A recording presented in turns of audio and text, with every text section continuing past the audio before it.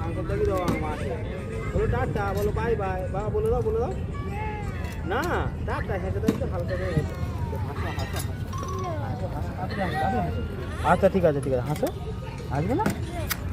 Phone আমার phone পুকুর কোথায় এসছে পুকুর ইকো পার্কে ঘুরতে এসছে কোথায় ইকো পার্কে ঘুরতে এসছে কোথায় ফটো তুলে দেবো? হ্যাঁ গরম করো বাবা আমার দিকে তাকাও হাসো একটু হাসো